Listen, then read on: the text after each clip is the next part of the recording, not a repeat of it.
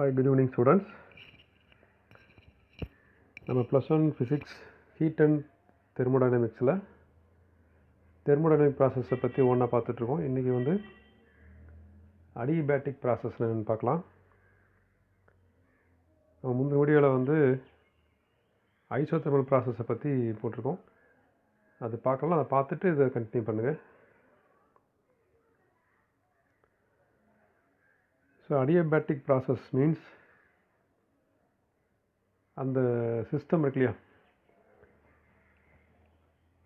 அந்த piston cylinder arrangement அதை imagine பண்ணிக்கலாம்.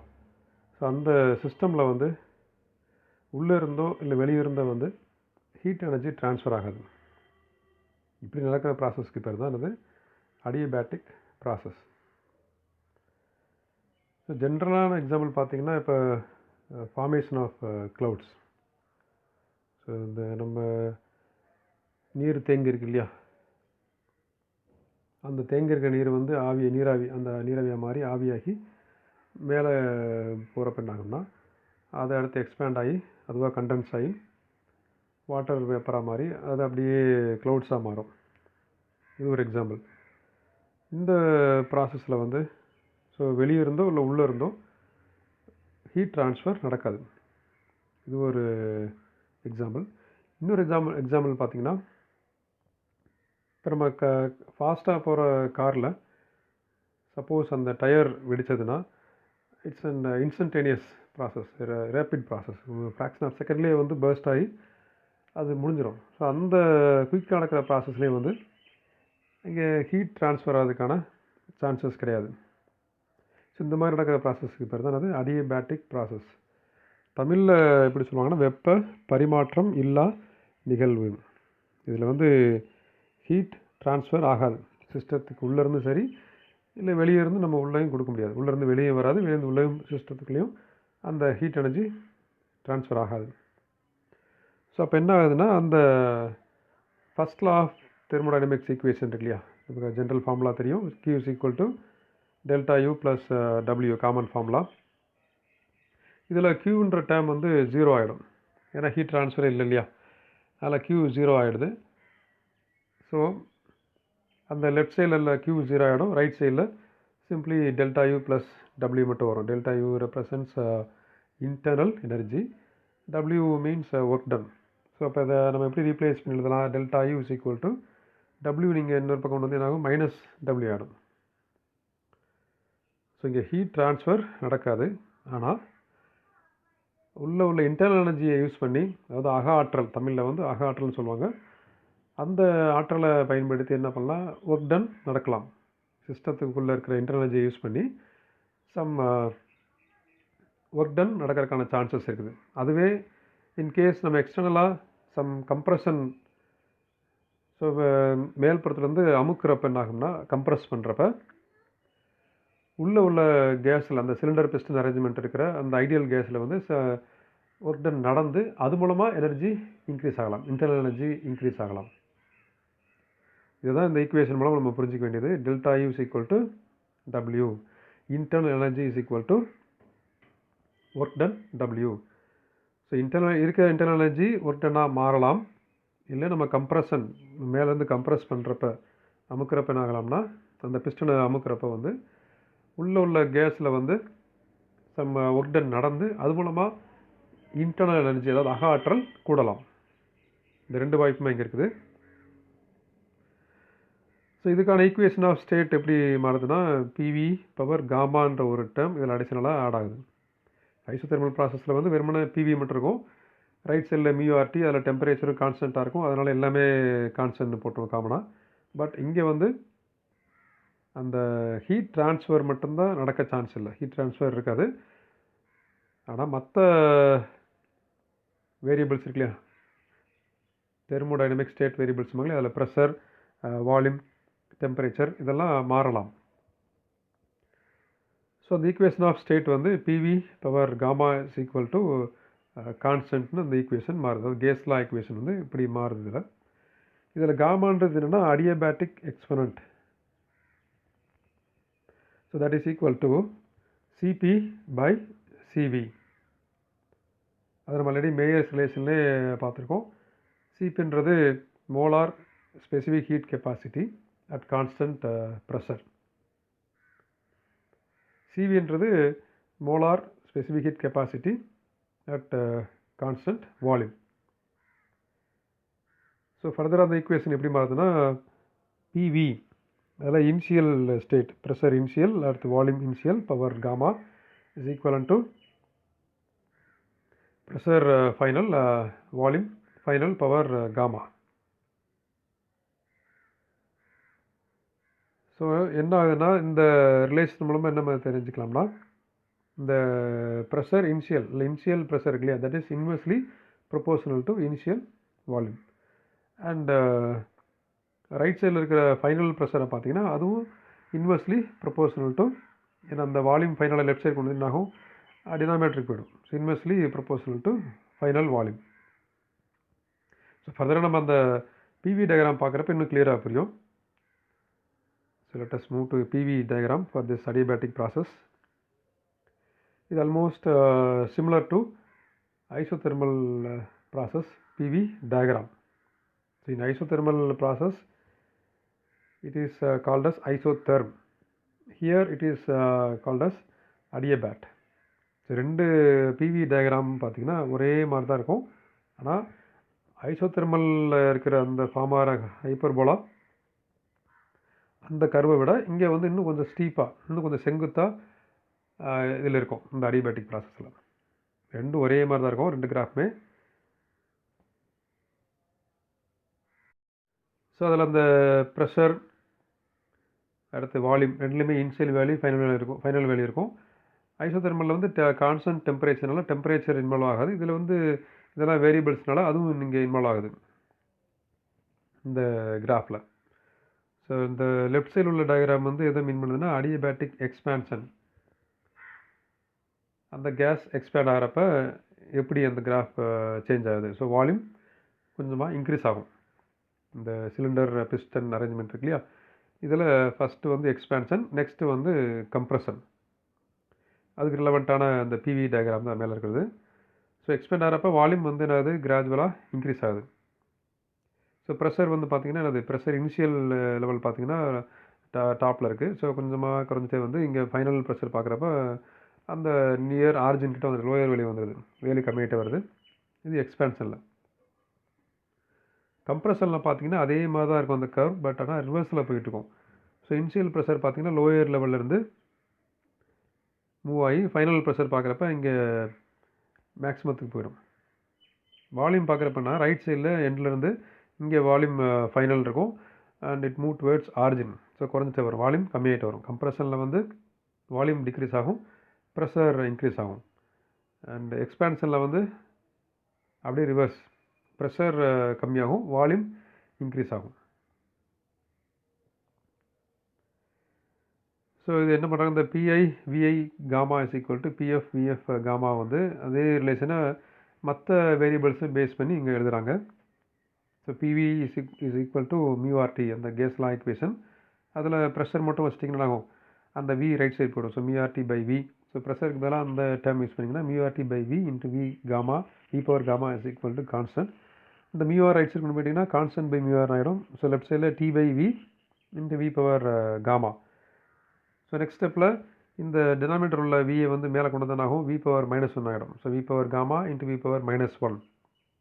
ஸோ நெக்ஸ்ட் ஸ்டெப்பில் வந்து கலெக்டிவ்லி வி பவர் காமா -1 மாற்றிக்கலாம். அது என்ன ஃபார்ம்லானா A power M into A power N is equal to A power M plus N. அந்த பேஸ் ஃபார்முலா இருந்தால் என்ன பண்ணலாம், பவர் வந்து மார்க் பண்ணிக்கலாம். அந்த ஃபார்முலா அப்படி இங்கே T into V power gamma -1 மாறுது. ரைட் சைடில் மொத்தமாக கான்ஸ்டன்ட் எழுதிக்கிறாங்க. ஏன்னா மியூஆர்ன்றது மியூ வந்து கான்ஸ்டன்ட் தான், அடுத்து ஆர்ன்றது gas constant. So TI VI power gamma -1 is equal to TF VF power gamma -1. அதில் ஐன்றது இனிஷியல், அடுத்து எஃப்ன்றது final value of temperature and volume respectively. So இந்த ப்ரெஷர் வால்யூம் பதிலாக இங்கே டெம்பரேச்சர் வால்யூம் பேஸ் பண்ணி ஈக்குவேஷன் மாற்றி எழுதுகிறாங்க. சிமிலர்லி டெம்பரேச்சர் ப்ரெஷரையும் பேஸ் பண்ணி இந்த ஈக்குவேஷன் மாற்றி எழுதலாம். இதுதான் அடியபேட்டிக் ப்ராசஸ்க்கான அந்த ஈக்குவேஷன் ஆஃப் ஸ்டேட். நெக்ஸ்ட் வந்து அடியபேட்டிக் ப்ராசஸில் ஒர்க் டன் எப்படி நடக்குது, அந்த ரிலேஷன் என்னன்றதை பார்க்கலாம். ஸோ ஜென்ரலாக டெரிவேஷன் ஃபுல்லாகவே யூஸ்வலாக அதில் எப்படி ஸ்டார்ட் ஆகும்னா, அந்த work done W is equal to integral pressure into TV. இதுதான் அதுக்கான ஃபார்முலா நம்ம ஆல்ரெடி பார்த்துருக்கோம். இப்போ லிமிட்ஸ் அதே தான், initial volume to final volume. ஏன்னா டூரிங் எக்ஸ்பான்ஷனில் வந்து பிஸ்டன் என்ன ஆகும், கொஞ்சமாக ஷிஃப்ட் ஆகும். ஸோ அதை பேஸ் பண்ணி தான் டெரிவேஷன் இங்கே இன்சைட் பண்ணுறாங்க. ஸோ இங்கே நம்ம ஆல்ரெடி பார்த்துருக்கோம், PV power gamma is equal to constant for adiabatic process. Therefore P is equal to constant by V power gamma. So இந்த ஃபஸ்ட் ஈக்குவேஷனில் என்ன பண்ணுறாங்கன்னா, ப்ரெஷருக்கு பதிலாக அந்த கான்ஸ்டன்ட் பை V பவர் காமாவை ரீப்ளேஸ் பண்ணுறாங்க. So constant by V power gamma into dV. So we can write constant before integral. So constant into integral 1 by V power gamma into dV. So 1 by V power gamma becomes V power minus gamma. And integration பார்த்தீங்கன்னா ஸ்டார்டிங்கில் வர்ற அந்த formula integral x power n dx அந்த ஃபார்மெட்டில் இருக்குது. So x power n dx is equal to x power n plus 1 by n plus 1 அந்த ஃபார்முலாவை substitute பண்ணுறாங்க. எக்ஸுக்கு பதிலாக இங்கே வின்னு இருக்கு, அவ்வளோதான். So constant into V power minus gamma plus 1 by minus gamma plus 1 with limits Vi to Vf. So next we have to substitute the limits. So constant limits ஒன்றா apply பண்ணினாகும். ஃபஸ்ட்டு அப்பர் லிமிட் சப்ஸ்டிட் பண்ணணும். So V suffix f power gamma minus 1 by minus gamma plus 1 minus lower limit Vi power minus gamma plus 1 by minus gamma plus 1. இது அந்த ஒரு step நம்ம add பண்ணிக்கலாம். உங்களுக்கு integration நல்லா idea இருந்ததுன்னா அந்த ஸ்டெப்பை ஸ்கிப் பண்ணிட்டு அடுத்த ஸ்டெப்பு டேரெக்டாக போயிடலாம். ஸோ கான்ஸ்டன்ட் பை இங்கே டினாமினேட்டர் ரைட் சைடில் பார்த்தீங்கன்னா ரெண்டுலேயுமே காமனாக அந்த மைனஸ் gamma plus 1 வரும். So we can write before bracket.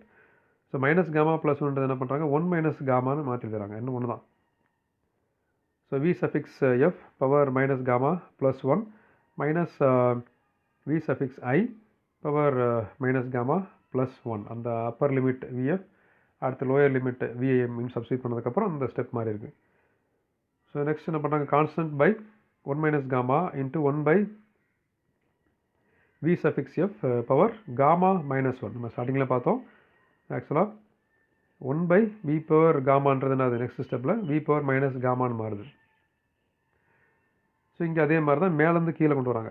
So அந்த பவரில் -1 ஆட் ஆகும். ஸோ அதில் மைனஸை நீங்கள் ஆட் பண்ணுறப்ப மல்டிப்ளை பண்ணுறப்ப ஆகும், minus into minus gamma plus gamma ஆகிடும். அடுத்து மைனஸ் இன்ட்டு ப்ளஸ் 1 -1 ஆகிடும். அதே மாதிரி தான் இந்த இனிஷியல் வால்யூம் விஐலையும் 1 by VI பவர் gamma -1 மாறும். ஸோ ஸ்டார்டிங் என்ன பண்ணுறோம், டினாமினேட்டர்லேருந்து நியூமினேட்டர் கொண்டு போகிறோம், அப்போ பவரில் மைனஸ் போடுறோம். அதே மாதிரி தான் இந்த இதில் நியூமினேட்டர்லேருந்து டினாமினேட்டர் கொண்டு வரோம். ஸோ இந்த டெரிவேஷனோட continuation 1 by 1 minus gamma into constant, அந்த கான்ஸ்டன்ட்டை உள்ளே கொண்டு வரோம், constant by V suffix f gamma minus 1 minus constant by V suffix I power gamma minus 1. So இந்த அடிபேட்டிக் ப்ராசஸில் நம்ம ஆல்ரெடி தெரியும், PV for gamma is equal to constant. இதில் அந்த ரெண்டு ஸ்டேட் இன்வால்வ் பண்ணுறாங்க, இனிஷியல் அடுத்து final state. So PI VI power gamma is equal to PF into Vf power gamma is equal to constant. So முந்தின ஸ்டெப்பில் வரதில்லை அந்த கான்ஸ்டன்ட்டுக்கு பதிலாக இந்த ஸ்டெப்பை ரீப்ளேஸ் பண்ணுறாங்க. ஸோ ஃபஸ்ட்டு வந்து ஃபைனல் வால்யூம். ஸோ அதுக்கு 11 PF Vf power gamma by Vf power gamma minus 1 minus PI VI power gamma by VI power gamma minus 1. So 1 by 1 minus gamma into PF into Vf power gamma by டினாமினேட்டரில் இருக்கிற அந்த term இருக்கு இல்லையா, V suffix f power gamma minus என்ன பண்ணலாம், we can split it into two terms, Vf power gamma into V suffix f power minus 1 பிரிச்சதெல்லாம் அதே formula தான். அந்த A power m into A power n is equal to A power m plus n. So அந்த reverse டைரக்ஷனில் பார்த்தீங்கன்னா A power m plus n is equal to A power m into A power n. அந்த ஃபார்மெட்டை மாற்றி இருந்திருக்கோம், அவ்வளோதான். அதுதான் இங்கே நம்ம சப்ஸ்டிட் பண்ணுறோம். Minus PI VI power gamma divided by VI power gamma into VI power minus 1. So numerator உள்ள VI power gammaவும் இங்கே செகண்ட் டேர்மில் வர VI power gammaவும் கேன்சல் ஆகிடும். தென் we have PF by VF power minus 1 minus PI by Vi power -1. So next step என்ன பண்ணுறாங்கன்னா, இந்த டினாமினேட்டரில் இருக்கிற Vf பவர் -1 Vi பவர் -1 மேலே கொண்டு வராங்க, நியூமினேட்டர் கொண்டு வராங்க. ஸோ அப்போ அகைன் ஒரு மைனஸ் சைன் ஆட் ஆகும். So minus into minus plus ஆகிடும். So Pf into Vf minus Pi into Vi. So 1/1 minus காமான்றது நார்மலாக வந்து ஸ்டெப் ஃபஸ்ட்டு ஸ்டெப்பு. அடுத்து ஐடியல் கேஸ் பார்த்தீங்கன்னா, அந்த கேஸ் லா ஈக்குவேஷன் படி Vf is equal to μRT suffix f. அடுத்து Pi Vi is equal to μRT I. So இந்த Pf Viக்கு பதிலாக μRT சஃபிக்ஸ் fயும், அடுத்து Pi Viக்கு பதிலாக μRT சஃபிக்ஸ் ஐயும் ரீப்ளேஸ் பண்ணுறாங்க. ஸோ நெக்ஸ்ட் ஸ்டெப்பில் ஸோ இந்த ப்ராக்கெட்குள்ளே ரெண்டுலேயுமே μRன்ற டேர்ம் காமனாக இருக்குது. So we can take it as a common term. So we can write before bracket. So μR by 1 minus gamma into Tf minus Ti. So அடுத்த ஸ்டெப்பில் பார்த்தீங்கன்னா என்ன பண்ணுறாங்கன்னா, மேலே கீழே என்ன பண்ணுறாங்க, -1ஆல் மல்டிப்ளிகேஷன் டிவிஷன் பண்ணுறாங்க சைமல்டேனியஸாக. ஸோ இப்போ என்ன ஆகும், மைனஸ் உள்ளே கொண்டு வந்துட்டிங்கன்னா minus Tf minus into minus plus Tiன்னு மாறும். ஸோ Ti மைனஸ் Tfன்னு மேலே மாற்றி எழுதுறாங்க, மைனஸ் சைனை உள்ளே கொண்டு வந்துடுறாங்க அப்படியே. ஸோ μR இன்ட்டு அந்த Ti மைனஸ் Tfன்னு மாறுது அடுத்த ஸ்டெப்பில். டினாமினேட்டரில் மைனஸால் மல்டிப்ளை பண்ணுறப்ப அதை -1 மல்டிப்ளை பண்ணுறப்ப -1 into 1 -1 -1 into minus gamma plus gamma ஆகிடும். So gamma -1. ஸோ அடிபேட்டிக் ப்ராசஸில் ஒர்க் டனுக்கான ரிலேஷன் பார்த்தீங்கன்னா μR by gamma -1 into Ti minus Tf. இதில் Tiன்றது இனிஷியல் டெம்பரேச்சர், அடுத்து Tfன்றது ஃபைனல் டெம்பரேச்சர். சப்போஸ் இப்போ initial temperature is greater than final temperature, இப்போ என்னாகும், இந்த ஒர்க் டன் வேல்யூ வந்து பாசிட்டிவ் ஆகிடும். அதாவது Tiயோட வேல்யூ ஒரு 5, Tf வேல்யூ வந்து ஒரு 2 வச்சிட்டிங்கன்னா 5 - 2 +3 வந்துடும். So work done is positive. அப்போ என்ன ஆகுதுன்னா, அந்த கேஸ் வந்து கூல் ஆகுது டூரிங் எக்ஸ்பேன்ஷனில். இன்கேஸ் அந்த Ti விட Tf அதிகமாக இருந்ததுன்னா, இனிஷியல் டெம்பரேச்சர் விட ஃபைனல் டெம்பரேச்சர் அதிகமாக இருந்தால் என்னாகும், நம்ம கம்ப்ரெஸ் பண்ணுறப்ப என்னாகும், அந்த ப்ரெஷர் இன்க்ரீஸ் ஆகும். ஸோ ப்ரெஷர் இன்க்ரீஸ் ஆகிறப்ப கான்சிக்வென்ட்லி டெம்பரேச்சரும் இன்க்ரீஸ் ஆகும். அப்போ when Ti is less than Tf, work done become negative. அப்போ என்ன ஆகுதுன்னா, அந்த டெம்பரேச்சர் ஆஃப் த கேஸ் வந்து இன்க்ரீஸ் ஆகுது கம்ப்ரெஷரில். ஸோ இதுதான் அந்த work done during adiabatic process. Thank you.